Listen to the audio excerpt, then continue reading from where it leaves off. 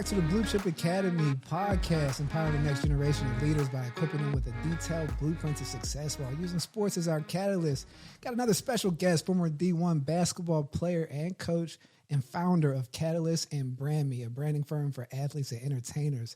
Let's welcome Lil Cuz, Jamie Smith. Welcome on, man. What's up? What's going on, cuz? How you feeling? Man, you can't call it, man. Blessed. Happy that you able to jump on, man. Give your perspective on this whole sports ecosystem, man. It's somebody that, you know, we grew up together and all these different things. So you had a lot of different experiences and perspectives on this whole ecosystem, man. So just tell the people a little bit about your background, man, where you're from. And yeah, let's jump into it. Yeah, a prodigy of Western PA sports at its finest, and growing up watching the greats from Aliquippa and the dynasty of Gateway, which you helped create, and watching, just seeing things develop, going from nothing to something, and then seeing the effects even years later of all the athletes that I got a chance to watch. Always being the younger one, because I surrounded myself with you guys and greatness. And so, I don't know, I just think my standard has just been set at such a bar, constantly trying to chase that. You know what I'm saying? It's hard to do, but, and I'd be lying. I mean, maybe I'm biased, but I still haven't seen that level of excellence in Western PA sports. But that could be a different conversation. But I just think that the excellence, that bar that was set, is just it's created who I am today and made me position myself to shoot and strive for that, whether it be coaching, recruiting, branding, whatever it is, even just networking and building relationships. I think I learned that from, Terry Smith, Uncle Terry. Most definitely. I was definitely like, a high school coach bringing in Charlie Weiss. I mean, I was just like, and that's back when Charlie Weiss was the guy. I mean, he was like a god, yeah. Coming in with the rings, like, oh, no, here's my, like, look at this. I'm like, man, nah, that's funny. That's real. Because we talk about a lot where that exposure, right? Exposure kind of sets the bottom of what you expect. And like your expectations or whatever you're exposed to kind of determines the route that you're going to go on and the path that you want to trek down. And it's interesting, like we talk about a lot of people that came through that gateway time frame once he was building it up and we were all kind of coming up, playing sports and doing different things of that nature. Like you said, you had a very interesting perspective on the recruiting process and as a recruit yourself, right? Getting recruited as a D1 basketball player, coming up, playing hoops. So take me through a little bit about, your just athletic journey, just entering into the sports realm. I know you had that unique exposure of seeing it up close and personal with like your older cousins and brother, right? Everybody going D1, T building the program. I mean, we all played sports together, but then it was your turn to kind of come through as a prospect. What were your expectations and how did you approach the recruiting process? Yeah, I kind of felt left out there alone, kind of, because I felt like as a female, I kind of had to like create my own path. And you guys, collectively had just such I don't know, you guys did so much, and the work collectively, like you as the star player, Uncle Terry as the coach, Aaron, hit the positions he played. I mean, like all of you guys collectively. And then I'm like, well, here I am. Like, why do I have to play basketball? You know what I'm saying? I'm like, I got to play basketball. So I felt like you guys set the bar so high, there was really no option. Like I had to go D1 and I didn't think about nothing else. Like that was it. And so I knew that I wasn't going to get like the exposure and all the like, all those cool things that come along with like, I think like being just like a football star in Western PA. But basketball is pretty big too.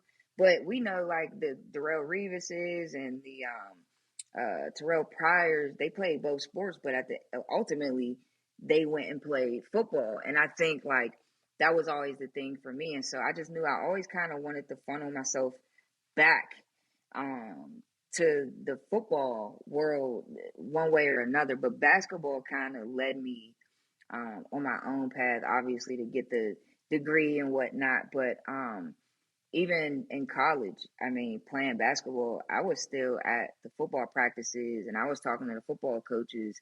You know what I'm saying? Just to like kind of pick their brain because it's just such a machine. Football is such a machine, you know, and then it's such a team sport. It fascinates me. And basketball, your coach cannot like you, but it's 5 of us out here, and once I get the rock, clear. I'm doing my thing. In football, you got to depend on this person to do their job and that person. I mean, I think that it's just it's a phenomenal, you know, just I think it gives you a real perspective of life. You know what I'm saying? You're hitting on a. You got to depend on some people sometimes that you may not want to, you may not really believe in, but I don't know. Football fascinates me. I don't know how y'all do it. No, you're hitting on a real point, man. Like when you called it a machine, I think people don't realize that it is a machine. Even when we talk about, we talk about on the field, there's 22 players at a time, right? But even off the field, I think a lot of people that just view the game, right? We always talk about head coaching hires or people that get jobs. I'm like, realize that, there's like 60 people behind them that kind of make everything operate, from the operations to the recruiting to the graphics. Yeah. It's like a full blown corporation. And then you have to mix in the personalities when you're recruiting. So you build a team. You can't just build it based off of talent, because you have to have guys, like you said, that are willing to kind of put themselves on the line. You have to have like-minded individuals. And it's almost better to have a group of guys that have the same type of thread line or mentality through with the left talent to kind of get over the hump versus just a pure talent, right? When you talk about basketball, I'm sure chemistry and things work. And I mean, it's obviously in basketball, you need chemistry, but like you're just talking about the machine and all the moving parts in football, it's pretty vast. When you got into the recruiting process as a prospect, I mean, you had a unique viewpoint. Like you said, you saw the coaches like Nick Saban, Charlie Weiss coming in from just being around and guys getting recruited. What did you recognize? Was there any difference in the basketball process than the football process when you were going through it? Yeah. There's the budget ain't the same. So, you know what I'm saying? You got to think, I'm spoiled. Like Joe, you had Joe Paterno at my basketball game, high school basketball games. You know what I'm saying? He's recruiting you, and Joe Paterno end up at my basketball game. And so it's just, that's how things work in football. Like they're going to give it.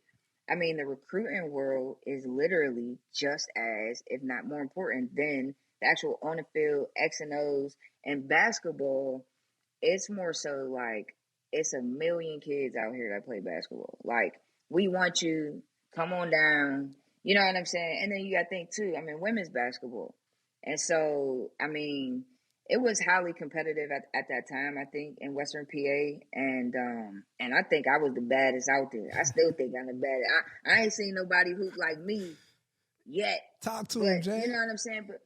But you know, it's I didn't have, our family is more football based, and so we didn't have those, like, being able to make calls or anything like that. So all of these people, I'm kind of like meeting for the first time. But I think the difference, what I seen, and when I became a coach, what inspired me was I had big offers, and I was committing every week. I mean, I committed to West Virginia. I took a visit to West Virginia. I committed to them my sophomore year. Then I committed to Miami. Then I committed to Miami and Ohio State at the same time. They both dropped me. So, you know what I'm saying? I'm kind of like figuring things out. And then, I ended up just going mid-major because I wanted to be able to do what I wanted to do. And what attracted me was authenticity. And so, and originality. And so all the coaches kind of seem to have the same, like, all right, we're going to send you one handwritten letter a week. We'll come and visit you on your senior night. Nothing really stood out to me. But then I had a coach at St. Peter's. Her name was Kalisha Lewis. And she just called me and was like, listen, I know you committed to wherever you committed to. I'm going to tell you like this. You ain't going to get all that splashy stuff here. If you come here, it just means you want a ball. You know what I'm saying? If you want a ball, I'm going to give you the rock, and I'm going to see what you're going to do. And just that conversation, I'll never forget, because I called that other school, and I was like, I'm not coming there no more. And it was a school on a different level, and I chose that school. And so, and then when I got in trouble, when, you're transitioning and developing and finding yourself in college. So I should have been kicked out of school a couple times, just being young, dumb, and making mistakes. But Kalisha Lewis, that was her word. She told me she was going to mentor me and that she was going to be there off the court for me. And she did that, you know what I'm saying? And so now when she ended up going her separate ways and then I got hurt is when I transferred. But I knew becoming a coach, the advantage I had was being authentic, being original, and I wasn't trying to sell anything. I just wanted the recruits to know, like, listen, I've been there, and you probably have not done half the stuff that I've done, like as far as like being deserving of getting kicked out of school.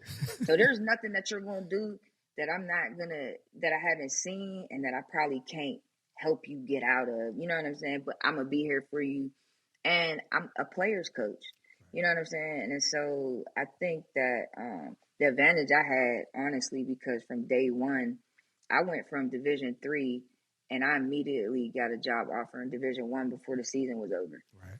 And it was because I had Division 1 and Division 2 kids coming to Alfred, New York, and nobody could figure it out.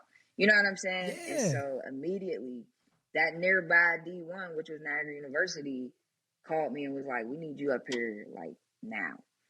You know what I'm saying?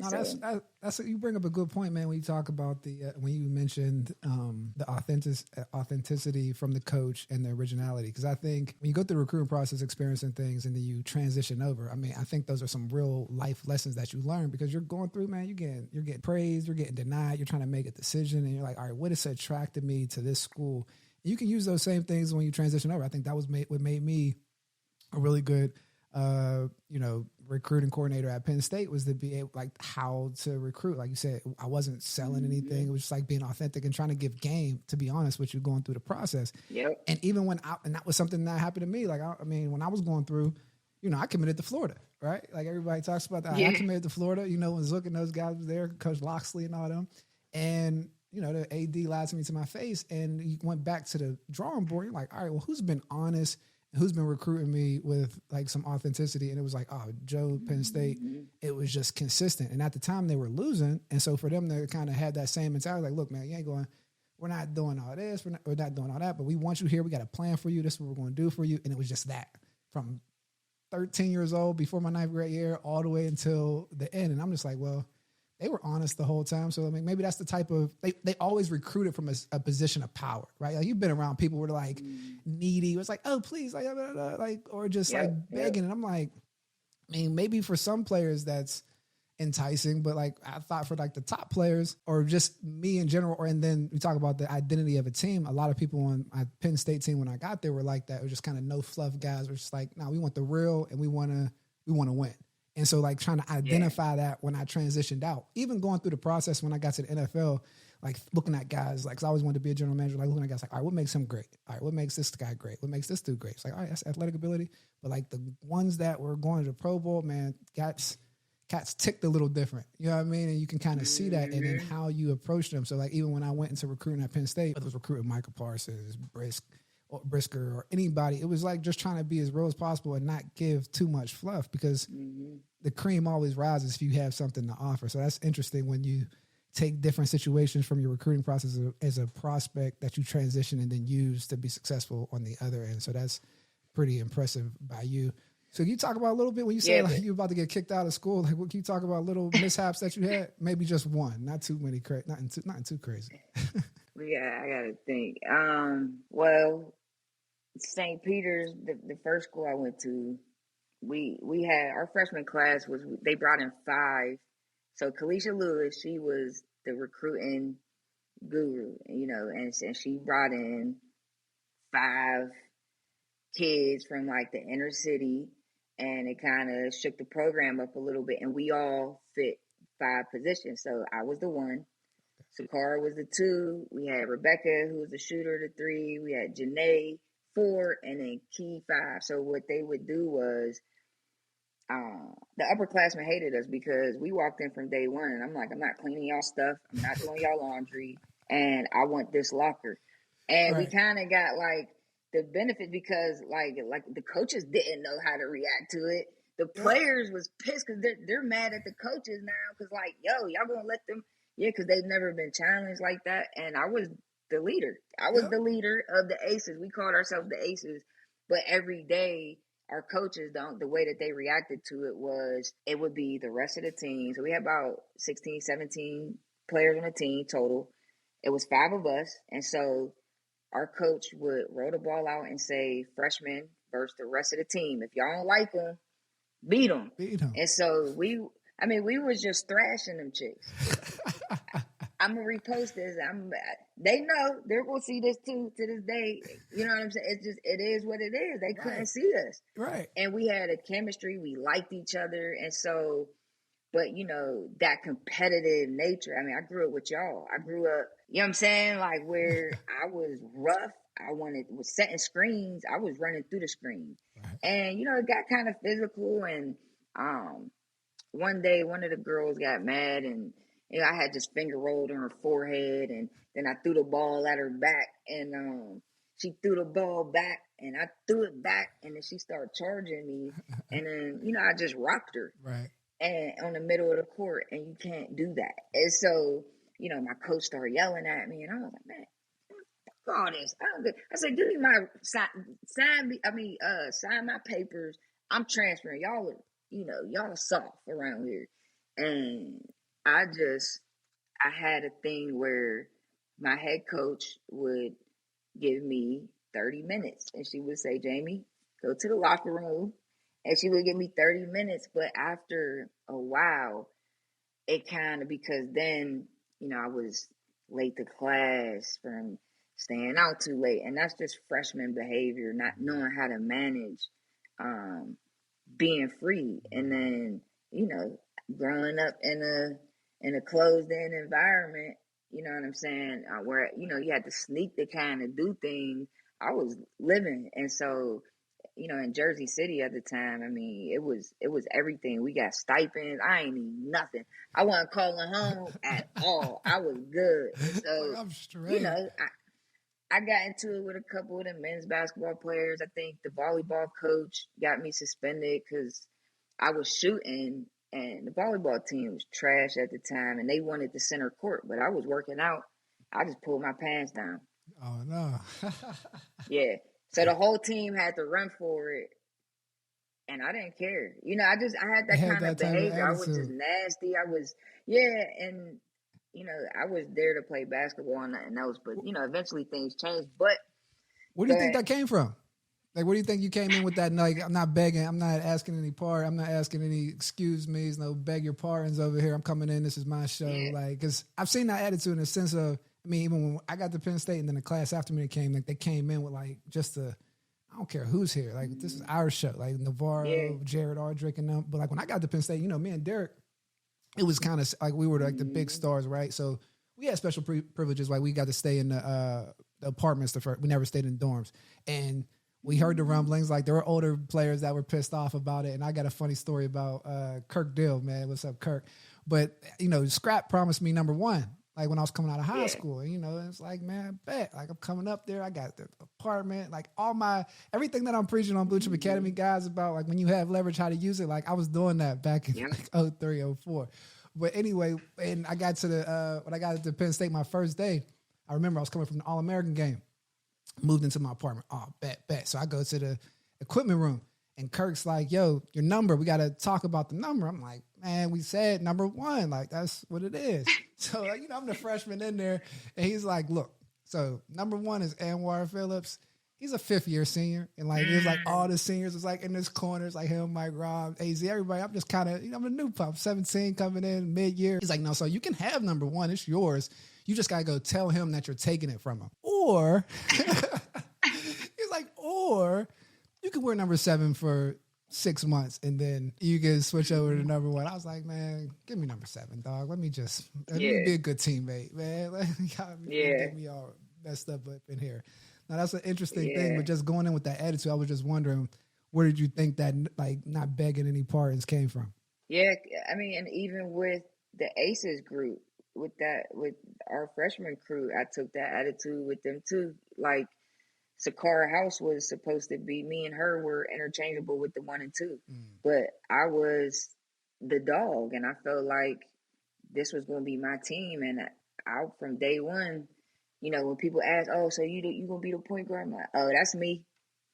That's me. She got the 2. You know what I'm saying? Like, even that type of attitude. Where did that confidence come from? I mean, you were always confident, but where do you think that came from? But it came from y'all. I mean, growing up, and there's no way. I didn't play with girls. I did not play with girls. That's true. I played with boys, and not regular boys. Like, y'all were, you know what I'm saying, the best of what y'all did. So there's no way I'm coming in here with these chicks, and I'm about to play with them. It's just not going to happen. And I think overall women's basketball doesn't see that at all. You know what I'm saying? So it took for me to get to Morgan State, where that culture was kind of already embedded. And, you know, we weren't so much as friends at Morgan State. It was like a business, and we all did our own thing off the court. But on the court, you know what I'm saying, it was that competition. It was, I mean, you're talking about all black kids. Right. You know what I'm saying? And so we were all competing. Like, I wanted to be the first to the shower. And then I was going to be, if I seen somebody I was competing with walking to the door, I'm getting to the door first. Like, every little thing. Like, I mean, it was just, you know, it's kind of obsessive behavior that you get. And I think you have to, like, unlearn that a little bit when you get in real life, because people I've been called crazy my whole life, but I don't care, because if I want to get something done, that's just, you know me, cuz I'm like, I'm gonna do it one way or another, and then I'll handle the repercussions later. Do you think that attitude helps you identify, and from a coaching standpoint? So, like, let's take it to the other side. Now you're coaching. How did you handle players that might have had an attitude, not even an attitude, but like the confidence that you did, or kind of walked, whether it was just like kind of like, man, I don't care if I elbow you here or here, like I'm coming through. Like, how did you handle that as a coach? Because I think that is just before we get started, I think that is a benefit for coaches to have, because even when I transition over, you see certain things in players like, oh, I know how to manage that, or I know what that is. You know what I mean? So, like, how did you handle that as a coach? And it's an advantage, right? Because, like, these other coaches aren't used to really coaching that. Talent. For real. Like they'll see it, but then they want to get rid of that kid, or that's a problem child. No, that's not. I'm educated. I knew what was going on. Now, if all it took was for a coach to, you know what I'm saying, like, kind of pull me to the side, like, yo, make sure we gearing that the right way. Make sure you putting that in the right, you know what I'm saying, type of thing. But instead, a mark was put on me as, like, don't mess with Jamie because she's a firehead, when really I wasn't. Like, at Morgan, I didn't necessarily get in trouble off the court. I was just a diehard competitor on the court. And so I was the captain my first day there. I became the captain. And I would stop practice. Like, I wouldn't need the coaches to stop practice. I would stop practice. If we were starting off too slow, I'm stopping practice and we're starting over. I didn't care to make friends like that. But I had that respect. And so, like, becoming a coach, you do not see that anymore. And I think that's what kind of threw me off, because I'm like, you want to see that every now and then from a player, or a little hint of it in one of them. And then I try to use that when I see a hint of it in one or two of the athletes. I kind of try to pull that out of them. You know what I'm saying? I love that you say that, because that's like when I'm evaluating coaches, or even going through coaches, or just having conversations, like, you'll hear coaches that get jobs and then they think you get that head coaching job. It's like, oh, this character thing. I'm like, man, it's competitiveness first, then you go to the character, because it all kind of trickles down. Yep. But what you're talking about is like a level of talent management. Like, I think that's something that gets undersold so much for coaches, that's a part of your job. Like, you got to manage talent, and when you deal with talent, it's different. We'll get into it, because you deal with athletes and musicians, so you're dealing with different personalities that you have to have a level of emotional intelligence to deal with it, right? And so, like talent management, I mean, depending on where coaches come from, if they've never seen a player that's kind of rough around the edges but elite on the field, like, I don't want to coach that because he might not do what I say, or I have to deal with this. And, like, that's your job, bro. Like, as a coach, like, that is your job. I mean, there was players, I'm not going to bring up exactly who, but, you know, their guys thought they were, like, bad people. And I'm like, Now he's Yeah, making you feel insecure, like, cause he's super confident. Cause like he's not bad. Like I've seen that's like what it real is. goblins out this joint, and like that's not it. You know what I mean? So being able to manage that from a standpoint, you see it with Nick Saban, you see it, you see it with Bill Belichick, you see it with a lot of great like coaches that have, especially the ones that have that hard exterior, that like oh, they're just a drill sergeant, and people try to mimic that, but then you start going back like, wait, Bill Parcells coached Lawrence LT. Taylor. Yeah, Lawrence Oh Taylor. yeah, He coached Lawrence Taylor. Like, you know what I mean? Like Nick Saban. He has a whole yeah. bunch of different players that come in there, and like the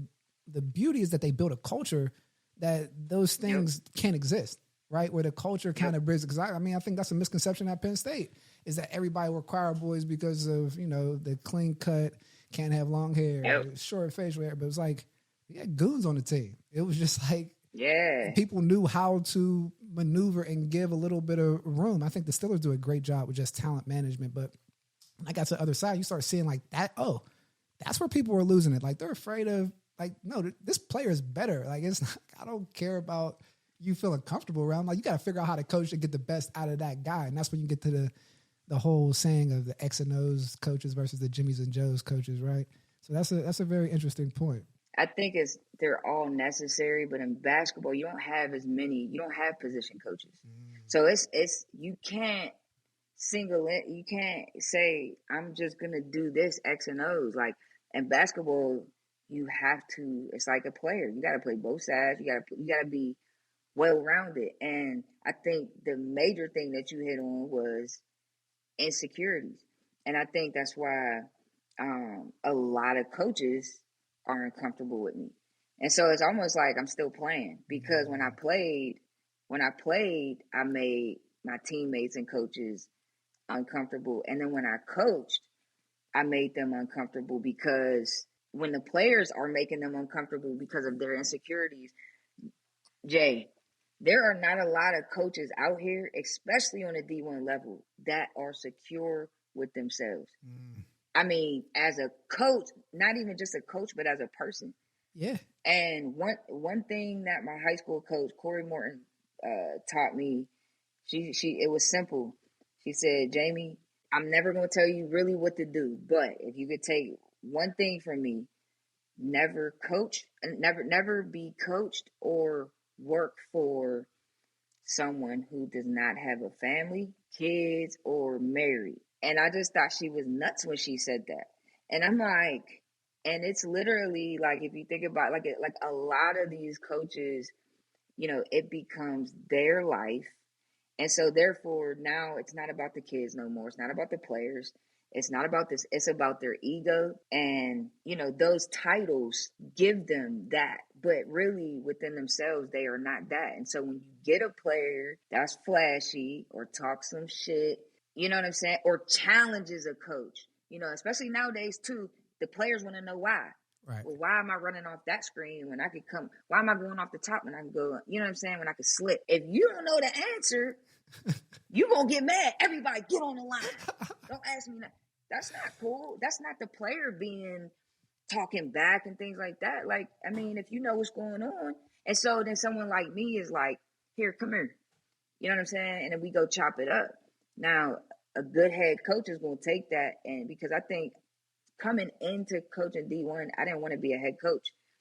And I don't know if I ever really thought of being a head coach. I kind of always wanted to be that assistant coach that had that relationship and bond with the kids, that, you know what I'm saying, that was there for them, that helped change their lives. And like how I call Kalisha Lewis, like she made a difference for me. I'll never forget her. I don't remember the other coaches.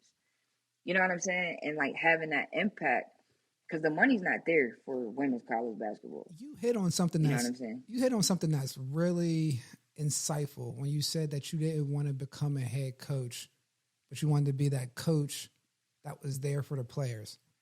I think that's a very profound statement, because I think when you want to become a head coach, it's so intentional in going about certain things a certain way, how you look to the administration, who you're trying to make connections with. It almost you have to move in a certain type of roadmap versus when you're coming in. And a lot of Black coaches do like want to make impacts. I mean, coaches in general want to make impacts on student athletes' lives, but like the core competency of doing that is so different than the responsibilities of a head coach, right? Because like a head coach, you're like a CEO, you're running stuff, and almost have to be disassociated a little bit to the play. I mean, to the players, even from myself at the XFL when we were overseeing, when I had to evaluate guys like Bob Stoops, Pep Hamilton, like how their operations, right? It's like, oh snap, like this is like you're coaching, but like there's a completely different vibe from them and a position coach that's like real close to the players and like really there for them in that standpoint. So I thought that's an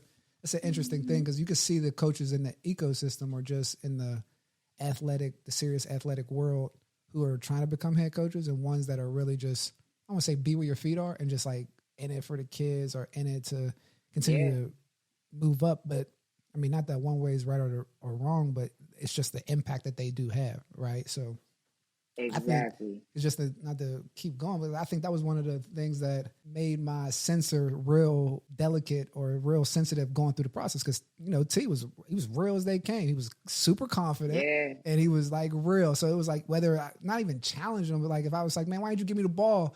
Like right there, like da da da. Like and then one time he did, and I didn't get it. He's like, well, why didn't you get in? I gave you the ball. Like that was like the back and forth that I was used to in high school. So like that's how I like operated. Like how he coached me was like very, like not in a peer way, but it was like, yo, like this is what we're going to do. Like, and it was like with a lot of confidence. So anytime I went through the like through the process, and I ran into coaches that didn't have that.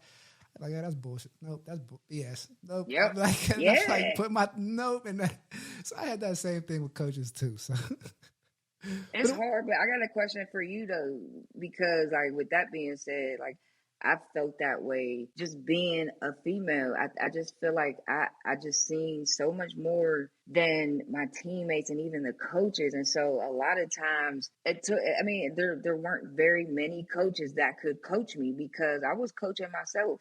And they did not like that. Now, I was, I listened to the plays and whatnot, but I worked hard and I proved myself in the film room and stuff to be able to call my own plays and do my own thing like that.